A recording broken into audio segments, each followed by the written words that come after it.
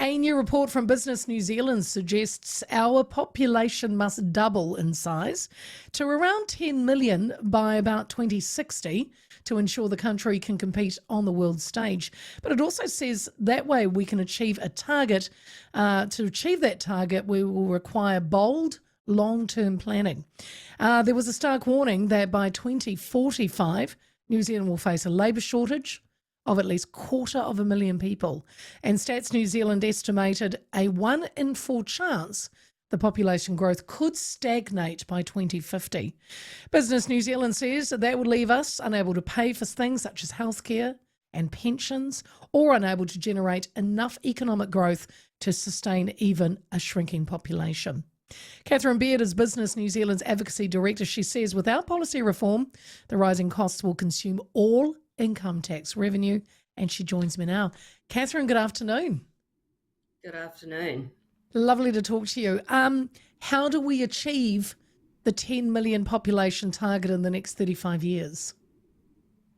Yeah, that is a big stretch target, absolutely. And so what we say in the discussion document is we need to have a national discussion about, what we see as a good future for New Zealand and how big we want to be.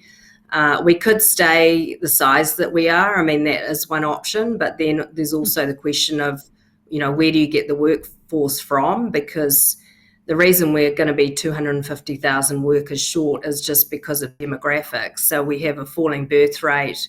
We're not replacing ourselves. This is a global problem, actually. Most of the Western world's got the same issue looming up in the next 20 to 30 years. And so what we're saying is, why don't we plan for a future and maybe not be so politicized between the right and the left about what good looks like in the future. Other countries manage to do it, like the Singapores and the Irelands. How about if we had a vision for what a fantastic New Zealand could look like, and how do we get there? Well, the report said would need an average net migration of about 125,000 a year to hit that target. Arrivals in the year to September were down, but we still saw 138,900. But the number leaving New Zealand has also spiked, Catherine, which I'm sure you're aware.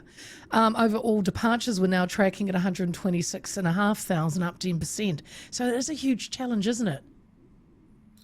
Look, it absolutely is. And I guess, we did the numbers on what it would take to get to 10 million, and 126,000 or whatever it was a year is probably the highest that we've ever done in New Zealand. Yeah. And so probably year on year, that would be kind of unrealistic. So you probably want to stretch your growth out to 2060 or even 2070. But I guess the point is that if you don't actually have an immigration plan, you're just going to kind of go blindfolded into the future, because to actually support immigration growth, you need the infrastructure to go with it. So you need the houses, you need the schools, you need the doctors, so you actually have to plan for growth. You can't just go, oh gosh, we're running out of people here. Just bring them in. We don't.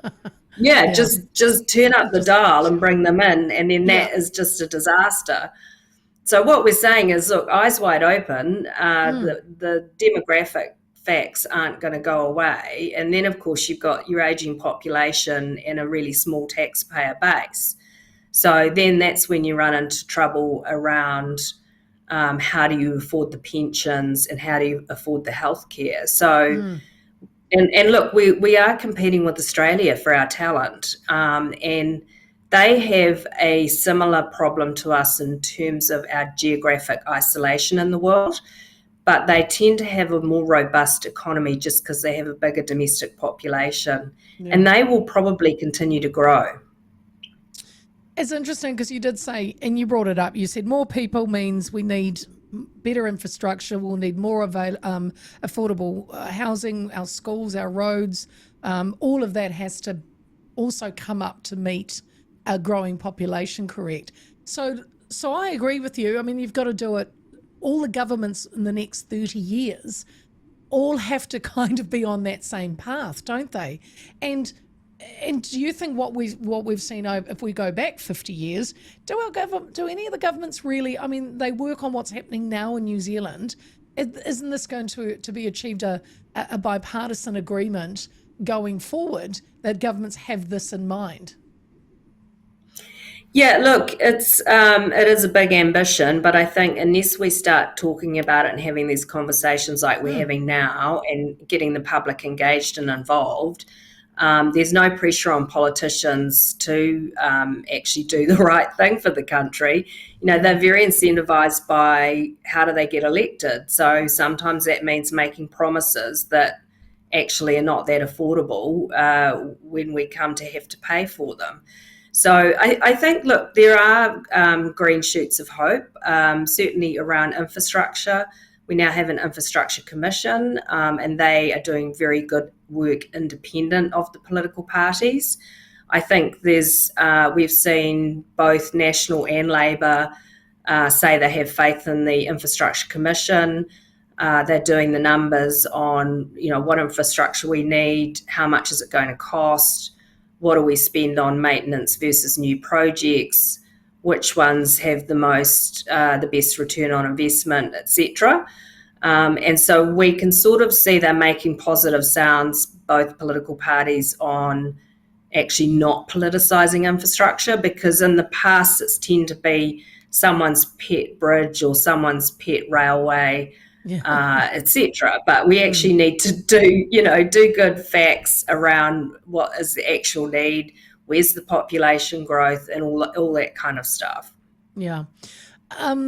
Business New Zealand members have said that the number one concern was reversal of government policies following elections, and they want business certainty. Can you give me some examples?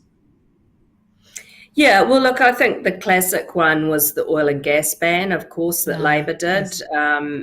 and that's playing out quite badly now. The rest of the world is certainly relying on gas as a low cost and relatively low emission fuel compared to diesel or coal. And so that decision has been problematic. The current government has reversed it, but now we've got Labor campaigning that if they get back into office, they're going to reverse it again. So if you're in the energy sector and you're wanting to invest in new generation, you just look at that political backwards and forwards and you go, gosh, New Zealand's too risky. Yes. What if I do invest and then they come and change the rules on me? So, all of that, those flip-flops, they make it very, very difficult for business to invest with confidence. Similar then, Catherine, to what the Greens are saying about the mining, and they'll reverse any any mining that this government is now allowing, which again is just it sends out to the world, don't come here for business. You're absolutely right. And I think, we have had this myth in our heads that New Zealand's an easy place to do business. And it's, become a bit of an urban myth, but actually it can be incredibly difficult. So, one of the examples of a policy we think needs to be locked in is the reforms to the RMA. The old Resource Management Act was so difficult and problematic to work with that, if you wanted to open a new supermarket or develop your airport, resource consent times, you were looking at sort of between 10 and 15 years in some cases. And, that's just a terrible investment environment. So, so what business is saying is, please get some good regulation that we can work with, and then don't change it. Let us have predictability so we can invest with confidence. Yeah. You say New Zealand could use its X factors to catapult growth. What is our X factor? Sounds like a TV show. Yeah, well, look, I do love that X factor thing. Look, we have we've thrown some ideas in there. I like to think that this is a framework that everyone can throw their own ideas into, but the ones that we've actually picked out are sort of areas where we already have a bit of a competitive natural advantage. And so We've said food science and agri-tech. We have the biggest R&D cluster in New Zealand actually is in Palmerston North, around Massey University. 7,000 people working in food innovation. Wow. That's the biggest R&D cluster we've got in the country. So clearly, there's things that we could do there to boost that. Aerospace and autonomous systems. We've obviously got Rocket Lab, but there's a whole lot of really interesting, innovative companies that are working in the aerospace sector. We're talking semiconductor materials and fusion science. There's a company actually in Wellington that's trying to crack the fusion energy, which is that's like harnessing the sun, and it's got no nasty side effects. So imagine if we had that energy that we could export to the world. So we've got a lot of good things going for us. Just sorry, Catherine, on that, that you brought up aerospace. I think most of us, we just think of Rocket Lab because that gets the most attention. But a few years back, I was introduced to a Kiwi woman, and she's kind of working in that space, and she really blew my mind. She said, Leah, you don't know how many amazing companies and thousands of people are working in that space here in New Zealand who are, some of them are dealing with NASA directly. We just don't know about them. It's a fascinating and a really interesting industry that New Zealand has actually got quite a good foothold in that we don't talk about. I should talk about that more. And but you brought it up, and that is something that we could, I don't want to say exploit, but that's one of our X factors. Absolutely. And I'm pretty sure Peter Beck from Rocket Lab is on record as saying there are more rocket labs in the pipeline. So, and that's a billions worth dollar business now. So, so I think, New Zealand's definitely got some things, but, we need to kind of plan for the future and go, well, what do we need to get in behind? What do we lean in to support? And, Rocket Lab was supported, I guess, with a good regulatory environment, for example. The government moved at pace to set up an enabling regulation so that they could operate. And not many governments around the world can move quickly, but that should be an advantage of being small.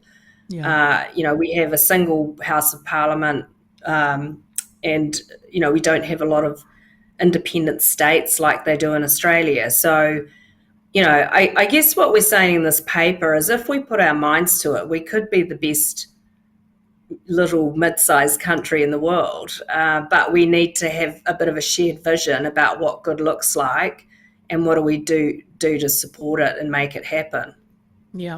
Are there lessons from smaller countries you mentioned, I think at the beginning, but like the Singapores or Denmark that could apply here?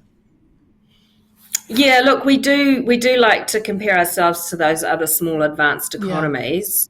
I guess they're not all directly comparable. Singapore doesn't really have an electoral system like ours. If they decide they'll put together a long-term plan and they can execute on it because their political party doesn't tend to change at every election. So, they are very good at planning and executing on their plan. I think countries like Denmark are really interesting because they started out as a very similar economy to New Zealand with a lot of agriculture, but they've really moved into high-tech manufacturing and IT and things like that. But the difference between Denmark and New Zealand is, of course, they are in the middle of a massive European market of consumers. So all their customers are quite close to them. The challenge we have in New Zealand is with a population of 5 million people, which is, the size of a Sydney or a Melbourne, very, very difficult to grow big companies domestically. So when our exporters go to head off overseas and sell their goods and services, they are relatively small. And this is where we think a bigger domestic population would help grow bigger companies here at home and then they'd be better equipped to go out and do their export journey as well. And finally, Catherine, if the government wasn't bold on long-term planning, what would happen, or what do you see could happen to our economy and our global competitiveness? Yeah, look, I think we do have to be careful that we don't just sort of shrink into insignificance, really. And that's why we think we need a plan to grow and to figure out what we're going to be globally good at. We are always really competing with Australia for our talent, to keep our talent here. Yeah. So we need to develop an economy that has really well-paid jobs, really interesting careers. We need affordable housing. We need our young people to know that they can stay here and have their own home in the future, that it's not unaffordable. And we think that's all entirely possible. I mean, New Zealand's not a small country. It's the size of the United Kingdom in landmass. There's plenty of room. Which has we just 78 million or nearly 80 million, I think. Somewhere that's around right. there. So, the solutions are not difficult. We know what we need to do, but we need a bit of political agreement, I guess, on the way forward. Actually, Catherine, before I let you go, over the years I've talked about, our population. I think we're at 5.3 million at the moment. When you have these conversations, do you get pushback? I get the feeling a lot of Kiwis love our tiny country. They don't want millions of people here. Do you find that, or is it, you're in the business world, or you might see it differently, but do you see that? Yeah, I think if you have a conversation in context about what growth looks like. So if you think about a Sydney or a Melbourne and all of the fun things that happen, the great restaurants, the entertainment, the jobs, the lifestyle, New Zealand being the size we are, even if we had 10 million people here, I don't think you would notice it outside of the cities, because the cities could just grow upwards. They don't have to grow outwards. Yeah. And if you think about the South Island, I mean, gosh, they could do with a big city. Yeah, sorry, Christchurch, you're not big enough. No, I hear what you're saying. No, I know. Well, we've got plenty of room. And imagine all of the travel, how hard it is to get to Dunedin and how expensive. All of the infrastructure makes a lot more sense if there's more people to pay for it. Absolutely. Very interesting, Catherine, and I thank you for your time this afternoon. That is Catherine Beard. She's Business New Zealand's Advocacy Director.